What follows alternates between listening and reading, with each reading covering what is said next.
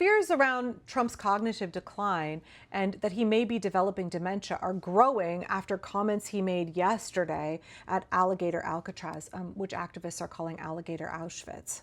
Now, a real softball of a question came in from a Fox News reporter at the detention facility yesterday in the Everglades. And Trump's response has been called a concerning dementia ramble. Now, you won't hear a lot of corporate media talking about this because it's embarrassing for Trump, right?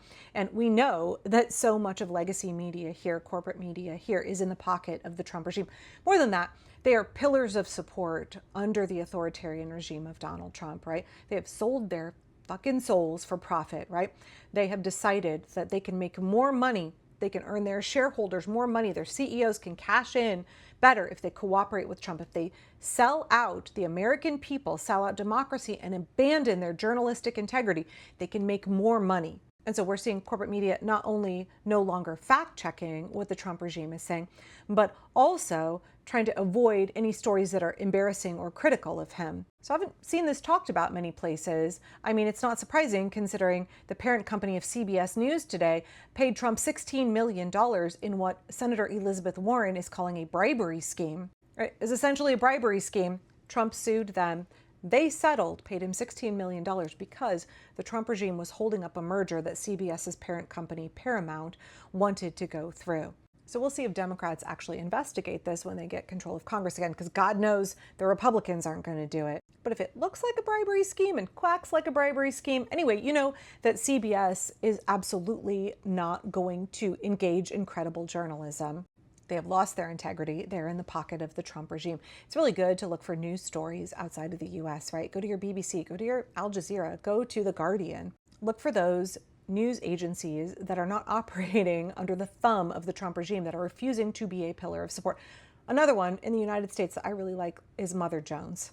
Support independent media here in the States. The only member of legacy media that I have seen covering this is my boy Lawrence O'Donnell at MSNBC.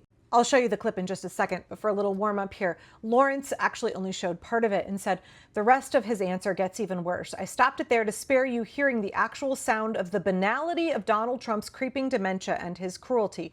I'm going to read to you what he actually said. I'm not going to spare you. Here's the clip. Dana Marie McNichol, Fox News Channel. Mr. President, is there an expected time frame that detainees will spend here, days, weeks, months? And does that have anything to do with the immigration judges you just spoke about being trained and staffed here? When you say, what was the first part of your question? Is there a specific time frame you expect the detainees to spend here? Days, weeks, months? In Florida? Yes, here at Alligator Alcatraz. I'm going to spend a lot. Look, this is my home state. I love it. I love your government. I love all the people around. These are all friends of mine. They know them very well. I mean, I'm not surprised that they do so well. They're great people. Ron has been a friend of mine for a long time. I feel very comfortable in the state. I'll spend a lot of time here.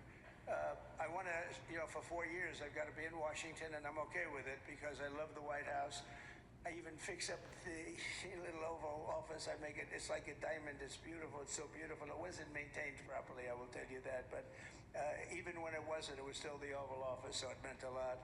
But I'll spend as much time as I can here. You know, my vacation is generally here because it's convenient. I live in Palm Beach. It's my home.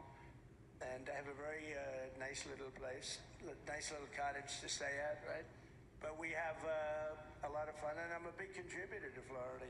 Pay a lot of tax, and a lot of people move from New York, and I don't know what New York is going to do. A lot of people moved to Florida from New York, and it was for a lot of reasons, but one of them was taxes. The taxes are so high in New York, they're leaving.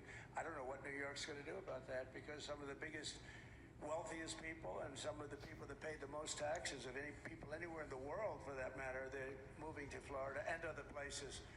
So we're going to have to help some of these states out, I think. But thank you very much. I'll be here as much as I can. He went on to say, thank you for the question. It's a very nice question. That's the President of the United States of America, ladies and gentlemen. I can't say President of the free world anymore, but I can say President of the United States. Honestly, I took care of my dad with Lewy body dementia for years before he passed away.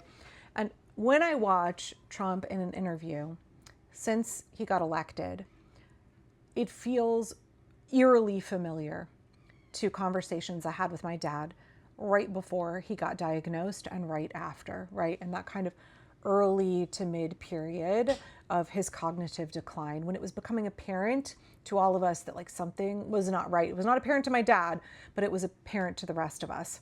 Something about the way Trump speaks, the way his voice is a little hoarser and softer than it used to be, something about the cadence of his speech. It's more than just the incoherent word salad and rambling. He's done some of that for a long time, right? It's more than that. If you've ever cared for a loved one with dementia, you can't watch Donald Trump speak for, extended periods of time, especially off the cuff, especially if he's not going from a teleprompter, and not feel like you are listening to somebody who has cognitive decline. It's just so eerily similar, y'all. If you've cared for a loved one with dementia, I think you understand what I mean. It's interesting to me how hard legacy media in this country was talking about Joe Biden and his potential cognitive decline, how it was just non-stop talking about Joe Biden's health, because he was an old man. I would argue way too old to have been president. And believe me, tons of criticism from my corner for Joe Biden. But the difference in how the media portrayed his issues and the way they are portraying Donald Trump, the two oldest men to ever hold presidential office, with some significantly concerning behaviors out of both. Not just the tripping and falling that both of them have done, but especially Donald Trump's speech lately.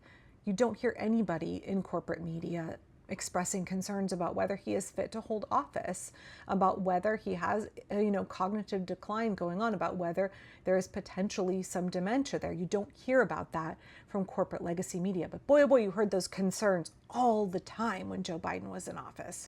And I'm not going to lie, it's disturbing, profoundly disturbing for me to watch Donald Trump talk and feel that there are many ways where I'm watching my father, not because of who Trump is as a person and who my dad was as a person, but because of those hallmarks that just, to me, are so eerily similar to what it was like when I was caring for my dad right around the time he got diagnosed with Lewy body dementia.